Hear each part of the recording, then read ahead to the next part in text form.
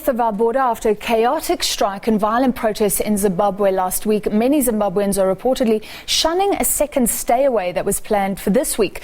Trade and movement between South Africa and Zimbabwe has, however, been significantly affected, and that continues. The SABC's Chriselda Lewis has been looking at the economic impact around what's been going on right now. She joins us in studio. Thank you for being with us, Chriselda.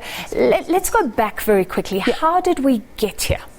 Francis, you recall during the pre-election campaigning, a lot of promises were made by President Emmerson Mnangagwa. And don't forget that he inherited basically a country that was well on its knees for over a decade. So you have Zimbabweans who are on the brink of all of that taking place, where the president decides that he's going to hike the price of petrol so significantly.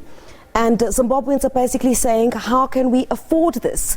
Remember, key to or central to this was, remember Mnangagwa had given himself 100 days after he had been sworn into office to fix Zimbabwe's ailing economy, to create jobs and basically to try and resuscitate the economy of Zimbabwe, which is the cornerstone of what we believe how Zimbabweans voted for. The election promises that were made, they're now saying Mnangagwa is not living up to the promises that he made. So when the announcement came of the price of petrol being hiked so significantly, then you had the streets basically go into chaos. So you spoke to the Zimbabwe South Africa Chamber of Commerce. That's right. What sort of impact are they seeing?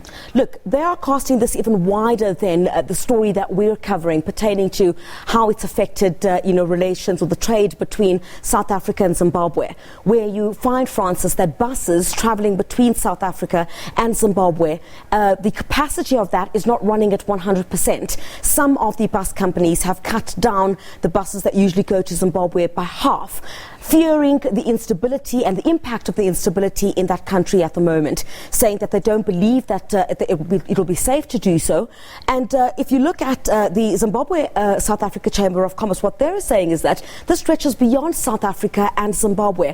What about those who are sitting somewhere in New York, in London, who are doing business in Zimbabwe? You would remember one of the key issues that Mnangagwa had mentioned several times. He said Zimbabwe is open for business. So with this that has happened now, what the Zimbabwe South Africa Chamber of Commerce is saying is that it's done such significant damage that almost business might feel for the rest of this year Zimbabwe is not worth a place looking at to do business because of the current situation. So they're very concerned about the way that the issues in Zimbabwe have affected business. The country being written off, essentially. Yeah. So Emmerson Mnangagwa was trying to tout to investors. He's returned home. Yeah. We're hearing different things, that not many people are taking part in the second stay away. Still a huge police presence, reportedly. Apparently, police even going from door to door to find out who was looting. What information are we getting from the ground? In fact, Francis, to my surprise, when I went to one of the taxi ranks where people get on the taxis to get to Zimbabwe, and where some of them arrive bringing back passengers to South Africa, I met a young man who claims that he was caught up in the violence in Bulawayo, and in fact he'd been bandaged, and went on to tell us that you have authorities, law enforcement agencies, that are going to hospitals and arresting some of the people who have injuries that they believe were linked to the violence that we saw during this shutdown.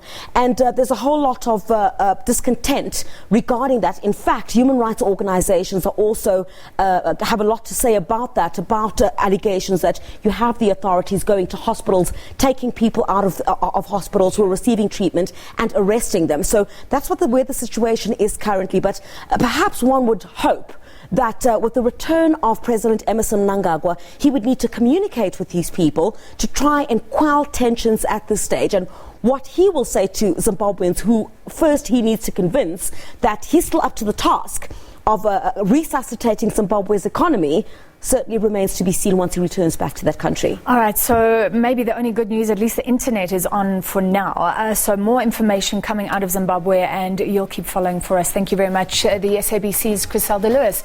All right, great to have you with us.